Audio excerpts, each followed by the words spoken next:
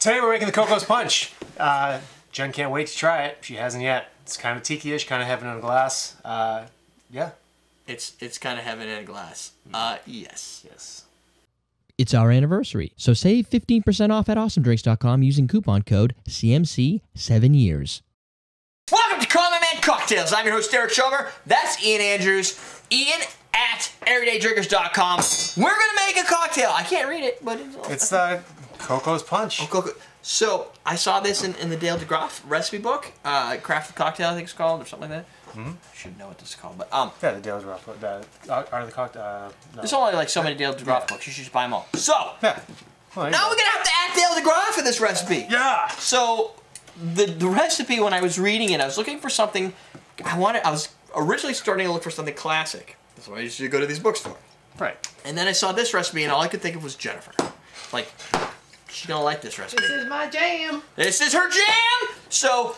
The Coco's Punch is 3/4 ounce of light rum, 3/4 ounce of Anejo rum, 1/2 ounce dark rum, Cuban Anejo. 1/4 ounce Malibu rum, so coconut, 2 ounces of freshly squeezed orange juice, 3 ounces of pineapple juice. You can go either way. I could have freshly squeezed it, but that's a pain in the balls.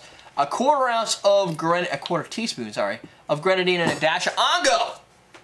What do you look for? Just a dash, not the whole bottle this time. You're not sure what you want to do? No, next? I just got mixed up. Sorry. Okay.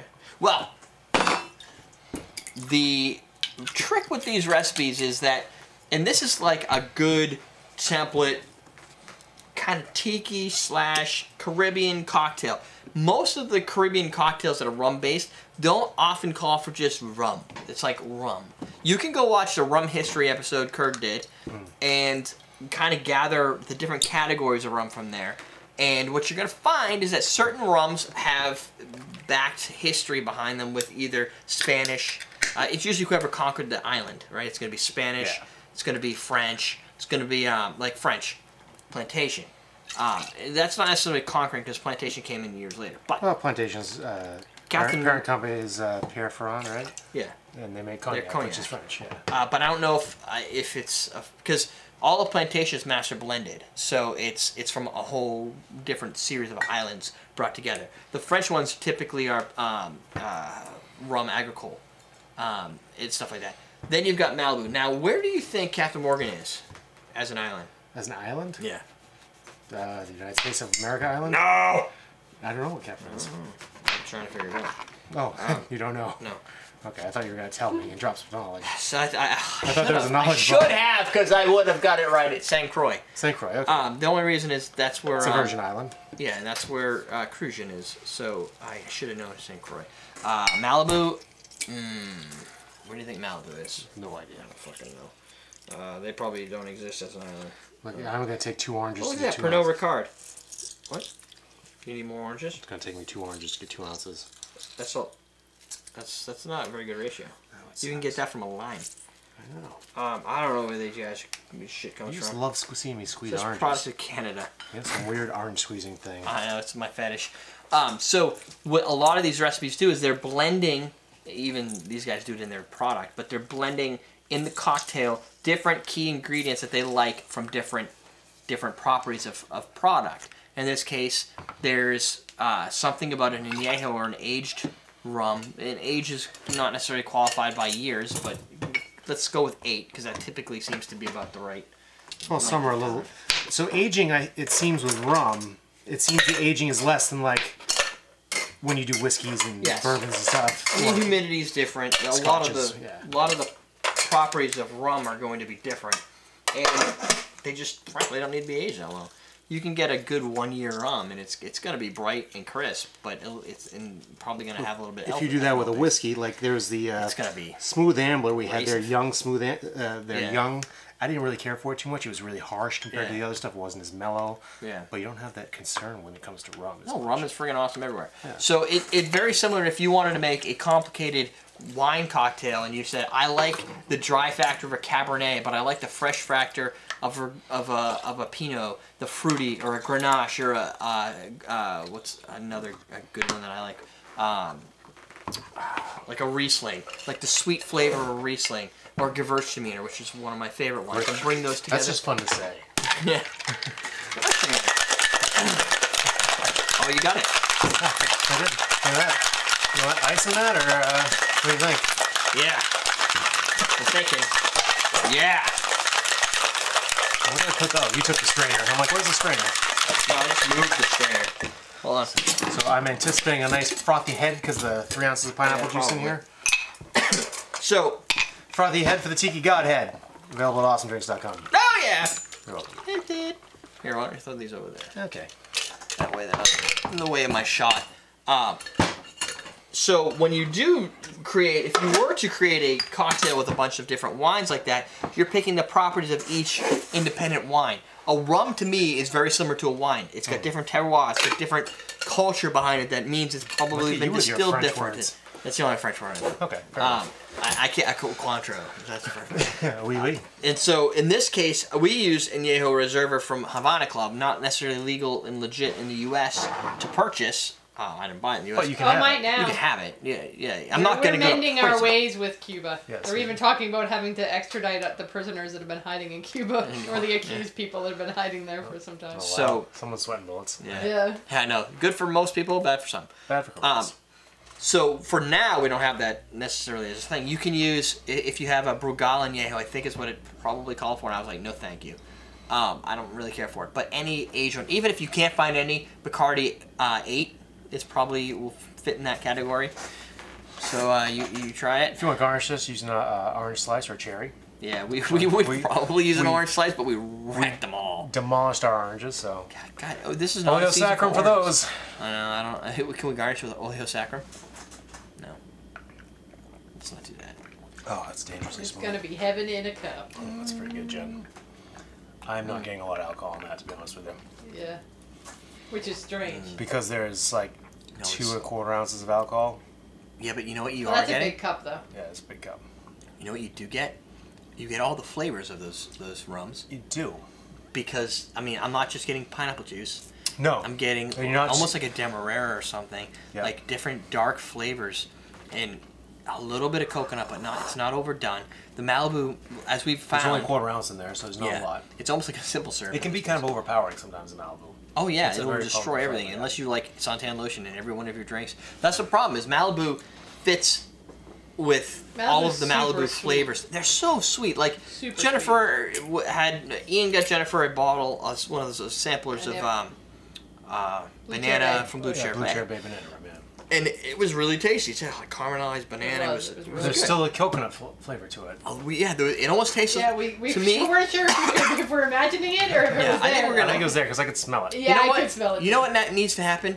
I'm gonna have to either me or you contact, because I have the info. We can get stuff from Blue Cherry. Okay. So I might only have their Twitter information, but I can. Yeah, because they sent us the rum cream. Yeah, they'll send us stuff, whatever we want. So cool. We need to get that, because when I tasted the flavors of that in that little sampler, just out of the bottle, to me it tasted almost like what was that drink? The mudslide. Like it had like chocolatey flavor to it. Yeah. The banana version of this tastes like candied banana. Yeah. Like it's nothing like that. It's weird. I picture Tipsy using Malibu a lot. Yeah, because it's a strong flavor. It's sweet. He tends to do a lot of sweet drinks, more party drinks. Well, so party drinks. Yeah. Little Cuervo Gold. Nothing wrong. Different focus. That's all. I mean, if you like boobs, that's the place to go.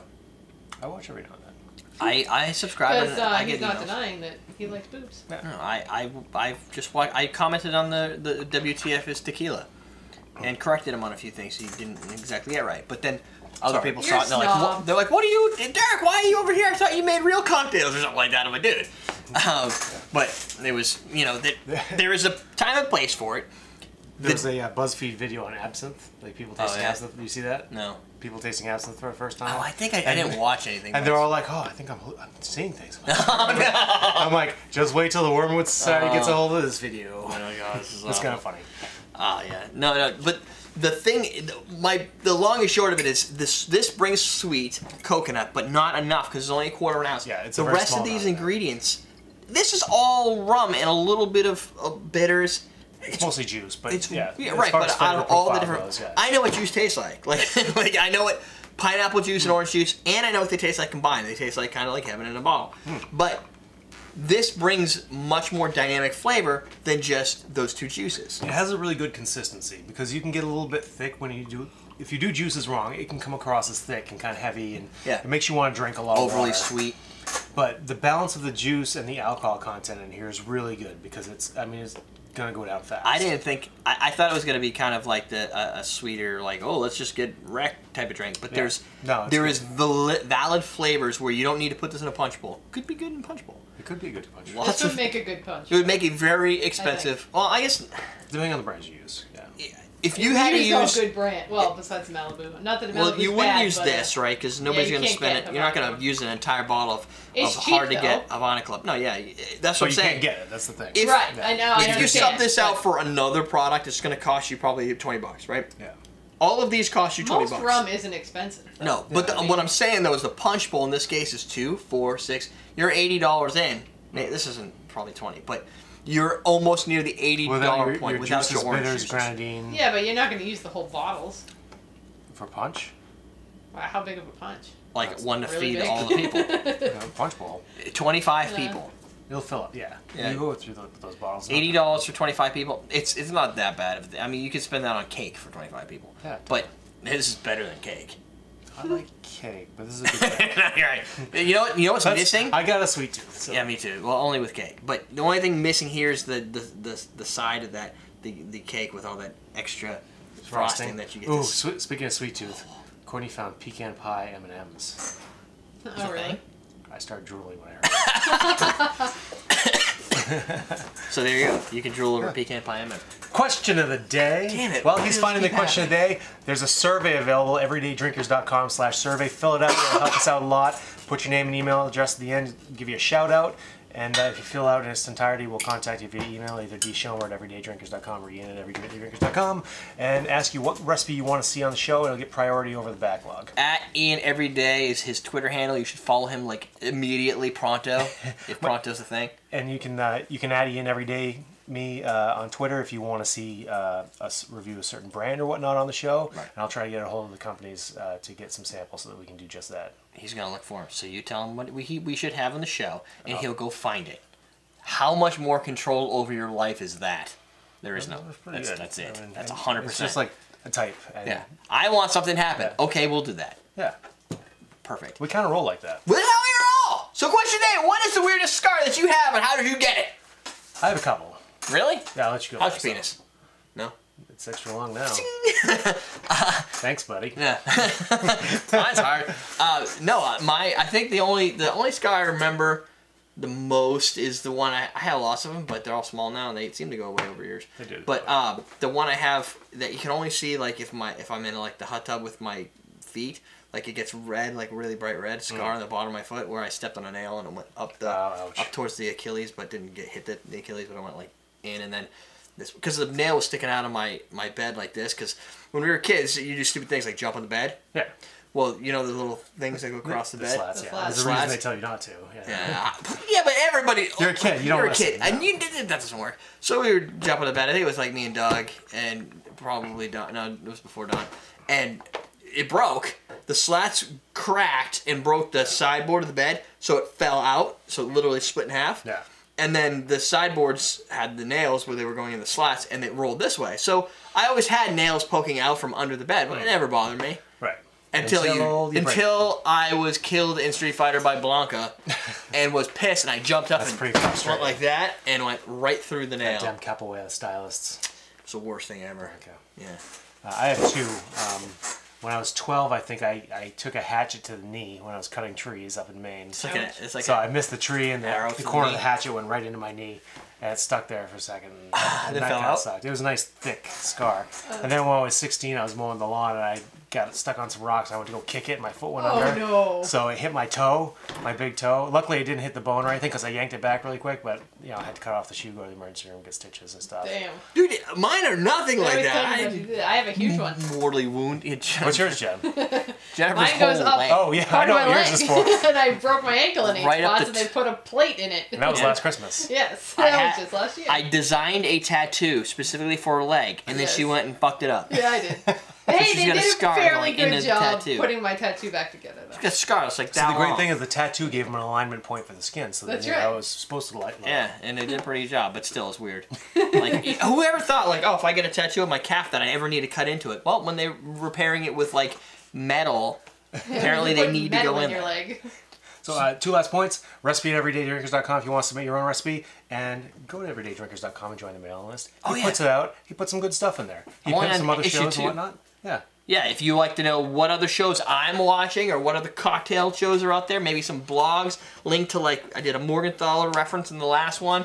And I try and keep it, I put a theme in it this time. What was the theme this time? It was bruising gin. Yeah. And then the last one before that was cherries, different types of maraschino cherries and stuff like that. So you gotta go sign up for that. That's it! Yeah. We good? We are.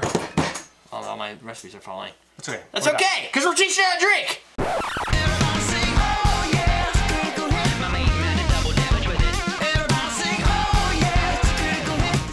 Big ingredient in this. Yes, this is your core ingredient for this cocktail. Core ingredient? Core ingredient. Like this. Like you take off the stopper and you start pouring that in a mixing Yes, cup? the recipe is 1 ounce of Angostura, 1 ounce of orgeat, 3/4 ounce of lemon juice.